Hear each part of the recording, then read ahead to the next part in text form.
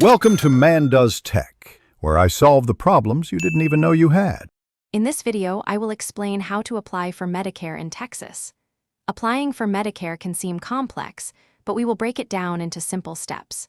We will cover who is eligible, when to enroll, and the various ways you can submit your application.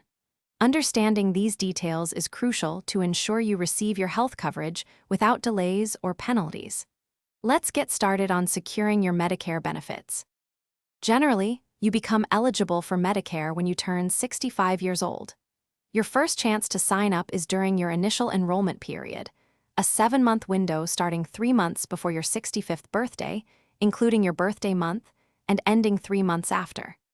If you miss this, you might use the general enrollment period from January 1st to March 31st each year, but late penalties may apply. Certain life events can also trigger a special enrollment period. There are several convenient ways to apply for Medicare. You can easily apply online through the Social Security Administration's website, which is often the quickest method. Alternatively, you can call Social Security at 1-800-772-1213 to apply over the phone. For those who prefer face-to-face assistance, visiting a local Social Security office is an option. Remember, if you are already receiving Social Security or Railroad Retirement Board benefits, you might be automatically enrolled.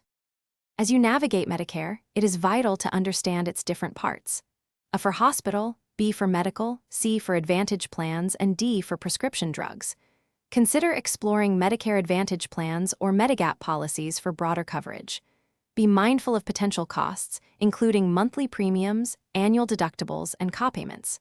For tailored advice, the Texas Health Information, Counseling, and Advocacy Program offers free, unbiased counseling to help you make informed decisions. Thanks for watching. If you found this helpful, don't forget to like and subscribe.